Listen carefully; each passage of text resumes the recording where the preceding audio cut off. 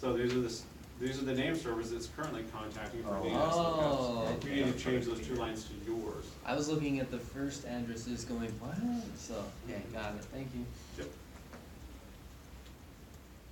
Someone else had a hand up, I think, yeah. Have you graded the SMTP satellite?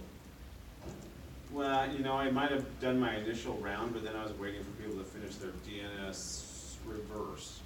So I probably need to go back and look at that. But you guys just need to make sure that it's passing the grader. And eventually, by the time we get to the assignment or the test, you need to make sure I've transcribed it over to Canvas. And I'll go back and probably do that because we're taking the test on Friday. I'll double check my grades if I don't get to it before then. So, anyone else need me to troubleshoot or debug anything? Yeah, that's another question. So with the review assignments, I'm assuming that we can't finish the review assignments after we've taken the practical for that? Correct. Okay. So yeah, that's a good point. Review 1 is due prior to the test. So make sure that's. Wait, someone else had it. Jason. I'm gonna send you an email. I use the UUIDs instead of the like slash. I saw that. I saw that. So you're okay. Okay, I didn't actually check.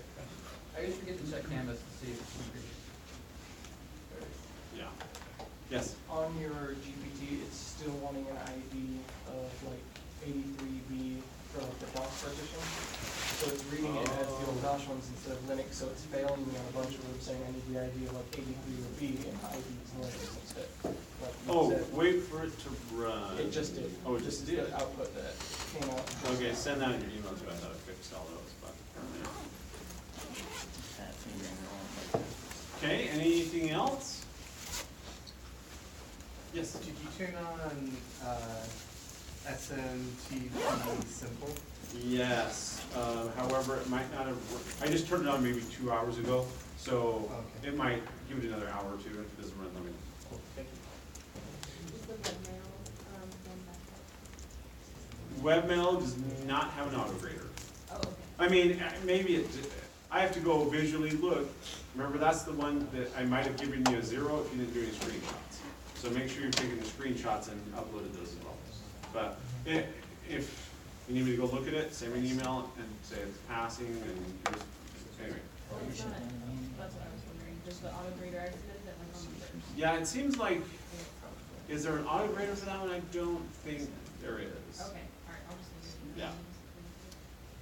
I had a problem on the IPv6, the VM I cloned. Like I can ping Google's IPv6 DNS, but it won't. I can't get to resolve them. I think. Oh, really? So you had, but your issue was different. You couldn't ping their DNS. Yeah, I couldn't ping Google. Yeah, I can Did ping it, you but it set won't in- resolve. Did you set an IPv4 address on yours? No. Okay. Okay, so tell me your issue again. So on the VM I cloned, like I set the IPv6 DNS in there, and I can ping that, but it won't resolve any domains. If I do a dig test against that IP, it doesn't seem to resolve. So Okay. I'm not sure what's going on, but Let's maybe look. I missed it. Have you, I need to write an autograder for that. Okay, let's log into your web server. What is it? www.codyanderson.org.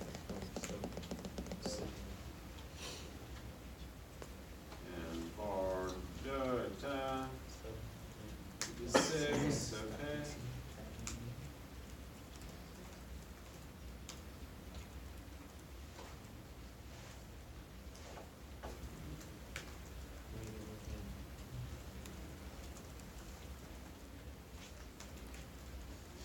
Would just help if I just turned IPv6 on this machine.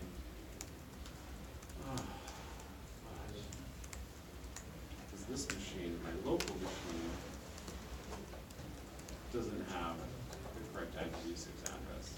And I don't think my office machine has one either.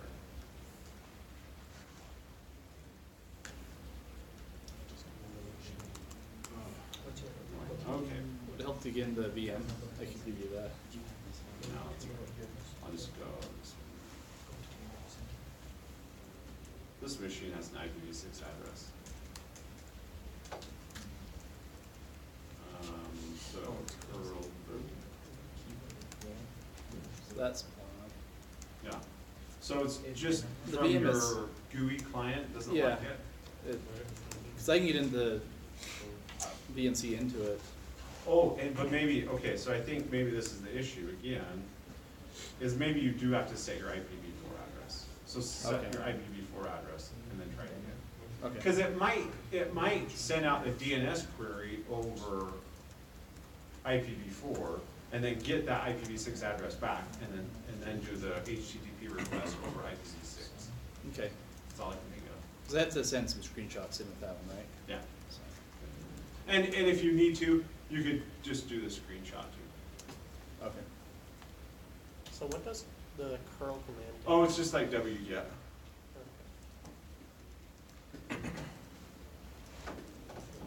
CURL, I don't know. I don't know what C stands for. Copy. Copy, is that what it is? Thinking, I don't know. That's my best guess. Connect URL. Linux, so. Other questions, problems, troubleshooting, things you're stuck on, we're ready to take the practical exam on Friday. Apologize for, you might have already answered this, but the memory free for assignment one, you sent one.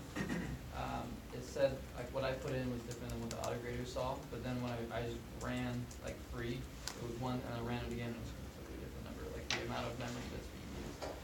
So it seems like maybe the process started when I was running it, and then it just stopped. And I won't look at that line. Okay. As long as you guys know how to look up your free memory. Pretty much on a practical exam, there are, most of the stuff you're doing on a practical exam is configuring, right? Type, configuration file, restart, da. But there's a couple practical exams where on the paper that I hand out to you, you have to answer a couple questions. One of which, especially on the DNS test, I'm gonna say write down the dig command that does this, or use the dig command to figure out what the MX record for, I don't know, some website is. So there will be some commands like that where I have you write down, like, and so one of them that I was thinking of is probably on this next test, I guess so. There's probably a question that says, how much free memory do you have? And you write it down on a piece of paper. So, or DU or DF or whatever the outputs of those are. So how do we find the free memory? Is that just like the CF? So if it's free memory, and I think on the assignment I said in 1K blocks or something, but I'm pretty sure it's, 1K, I don't know, bytes. I think that's it. Show it in bytes, show it in kilobytes, I don't know, whatever it is. If you just do it normally, it will show it all as one big one. I think that's right. So, anyway, so how do we define all that? So here's our total memory, total RAM. This is RAM.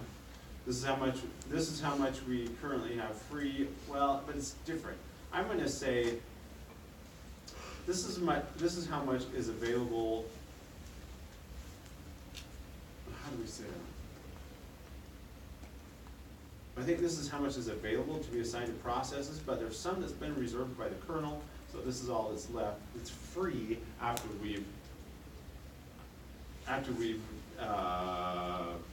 factored in the stuff that's reserved by the kernel. So in order to find what's reserved by the kernel, do we do available minus the free? I would just write down free. Okay. I mean, I'm sorry, I would never ask you what's reserved by the kernel. How much is reserved by the I thought you might have on the review. kernel? Did I? I think non-kernel was over. Yeah. Oh, no, non-kernel. Oh yeah, so, well, It still passes. I think it's still free. That's what we're looking for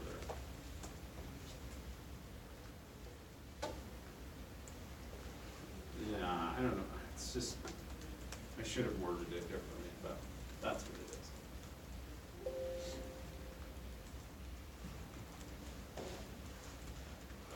So if we're trying to find on each partition, do we just have to go into the directory that partition's mounted at and then run the free command? No, because free just deals with RAM. Oh, okay. Free is just your rent. If you wanna do DF, yeah, 'cause that gives me a lot of crap, so. DF, cause I'm not on my